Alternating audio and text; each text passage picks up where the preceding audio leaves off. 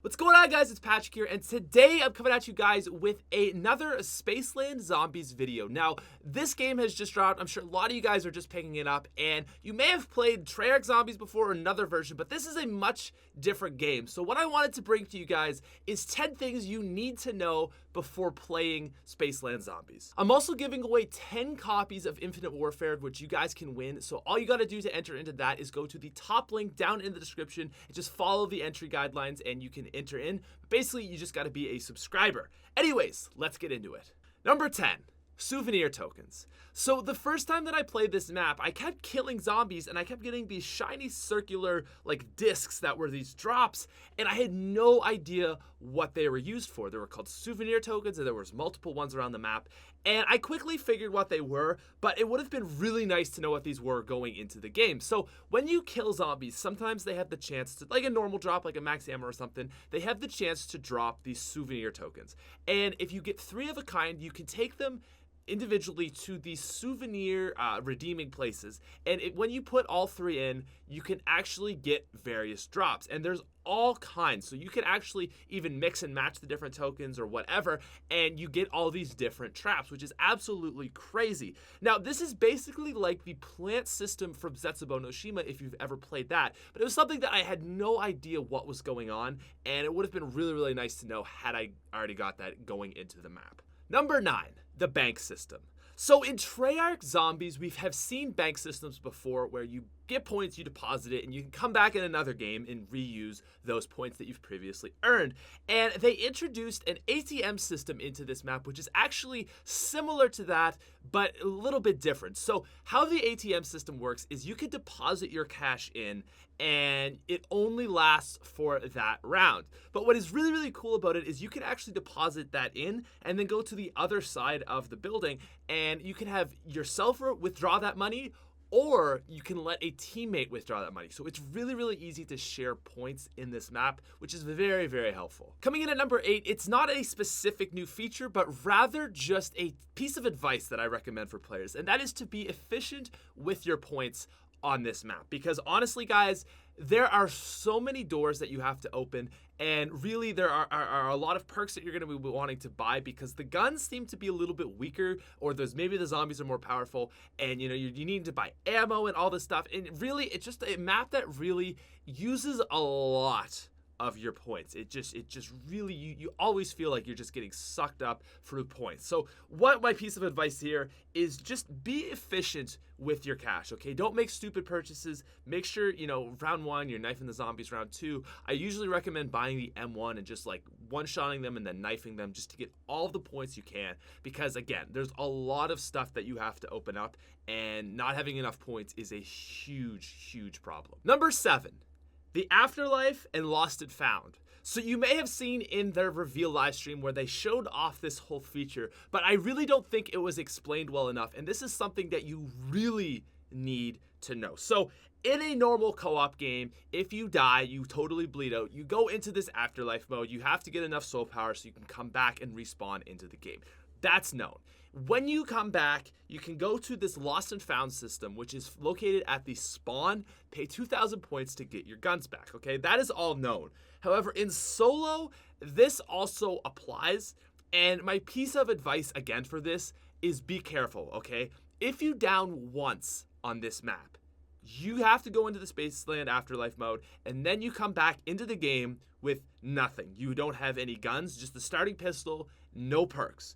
So if you're gonna go try to get your guns back, be careful, because like you're in this little tiny area. I've died so many times. I've seen some really good YouTubers die, and it is just really, really difficult if you're playing solo and you down. And honestly, you might just want to forget about your guns even and just go focus on getting perks. It is really difficult, and that is just something that you absolutely need to know. Moving down to number 6, guys, we've got some new features with microtransactions, and whether you like them or not, it's something that you should have a knowledge base on. And basically what's going on here is we actually have a new armory, which is very, very interesting. So in Treyarch Zombies, we never really saw anything like this, but with the the supply drops that you can open up in Zombies, just like we saw in the black market in Black Ops 3, you can actually get gun variants, kind of like in Advanced Warfare actually. So like you can get different guns, like a legendary gun, and you know it'll give you more points when you get headshots, or maybe it'll reload faster, or it's got a smaller hip rate fire, you know, all kinds of random stuff like that. And I just, when I saw this at first, I had no idea what was going on. But basically, it's just the supply drops that you get when you like get enough keys to unlock this and stuff. Interesting, and it's just something that you kind of want to have an idea on. Coming in at number 5, it is the power. So this is something that really threw me off when I first came into this game. There are 5 power locations around the map, and it really is exactly like the Exozombie system, where you would turn on a generator and it would turn on a location, or even Origins with the generators. But basically how this works is there's 5 different areas that you have to turn on, and they are these very inconspicuous little switches, and I have walked by them so many times trying to find them, and I just wish I had known this going into it. So you'll see on the screen each location. There is one in the spawn, there is one in the actual Spaceland Zombies area just by the bumper cars, there is one in the arcade land, there's also one at the top of the ice place, which is like just beside Speed Cola, close to the roller coaster, and the last one is located in the Kepler system, which is just like kind of, you'll see it on the screen, it's just in this very like random area. It was something that threw me off, and I think it's important that you know where these locations are. Coming in at number 4, we have the card system. So if you've played Black Ops 3 Zombies, you probably know what gobblegums are, and your card system in Spaceland Zombies and Infinite Warfare Zombies, this is your new gobblegum system, and it works very differently actually, despite being the exact same thing. So how it works is you actually spawn in with all 5 of your cards, okay? You don't have to pull for them, you don't have to pay anything. And basically, you kind of have like your specialist meter, like what it was in Black Ops 3, where you have to get a number of kills and it fills up, and then you can use a single card at any time you want. But the thing is once you use that once, you can no longer use it until you go up to one of these machines, and you actually have to pay 5,000 points to refill your card deck. So you could use all 5 and then go it, which is the most efficient way to do it. And you can actually only use this refill 5 times. At number 3, we have tickets. So you've probably seen this new cash system implemented into the game before. You may have seen the gameplay live stream or someone using it. Basically, you have cash, which opens doors, buys perks, buys guns, and you have tickets, which basically buys like some special items, including a wonder weapon. So there are many ways you can get tickets. You can shoot hoops, you can play skee ball, you can play all these random arcade games. There's all this stuff, and it's very hard to do in solo. But the thing that you should know is the best way to do this, and the easiest way to get the most tickets, is by A, finding them on the ground just through random drops that zombies will give you, and B, which is the main way, is the roller coaster. You can quite easily get like 140 tickets in one go, and if you're trying to get the wonder weapon, which isn't really all that great anyways, you can honestly probably get it in like 2 or 3 times around, which is much quicker than trying to shoot hoops, especially when you've got zombies coming at you. It's really just the safest way to go about doing it, and that is what I absolutely recommend for getting tickets. And this is just another random piece of advice about the roller coaster, but make sure you do it at the end of a round, because this is like a very closed off area, and if you do it at the start, you will get absolutely flooded with zombies and probably down.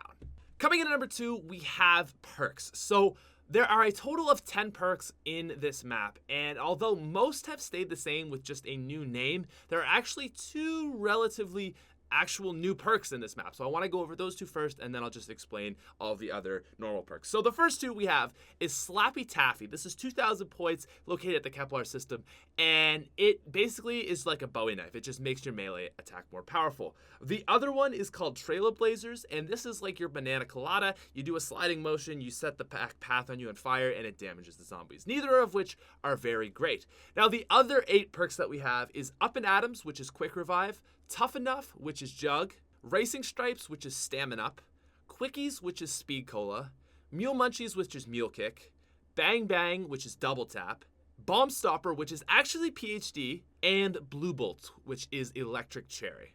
And coming in at number 1, it's going to be round-based events. Now, this is very, very important, and although there isn't a lot of stuff, it's good to know what's going to be happening next round. So the first thing is between rounds 4 and 7, you can have a clown round. Now, this is just like your dogs from the old classic zombies, where basically instead of zombies spawning in for the round, you have clowns, and they're light, they're faster, but they don't take as much damage to kill, so you can kill them really quickly. They drop a max ammo at the end, and again, they can spawn in anytime between round 4 and 7. Now, after that, it'll just be like every 5 to 6 rounds, you'll get one of these clown rounds. The next event we have is the Brute, which will spawn in at either round 10, 11, or 12, and it's the exact same thing. I believe between every 4 to 6 rounds, you'll get another Brute after this, unless you're doing like Easter egg stuff. And the last thing that I want to like kind of let you guys know is on round 15, the map gets much more difficult. I don't know what it is about round 15. I don't know if it's a curse, if it's just something, but like it seems as though round 15, the map really significantly starts to pick up. Like it just like the difference between 14 to 15, it's not like a slow gradual incline, but like 15 just really starts to pick up. So be careful with that. But other than that, guys, that's going to be the video. So I really hope you found this helpful. This was just some stuff that I would have liked to know going into the map, because there's just so much new stuff and it's very, very confusing. So again, if you guys want to check out my giveaway, 10 copies of Infinite Warfare for free, okay? Why wouldn't you? You just got to be subscribed to the channel. Make sure you go down to the top link in the description, follow that over, just do all the stuff it tells you to do, and you can be entered in 10 copies of Infinite Warfare for PS4, Xbox One, and PC. Other than that, though, guys, thank you for watching. Feel free to leave a like, and I'll see you guys later. Peace out.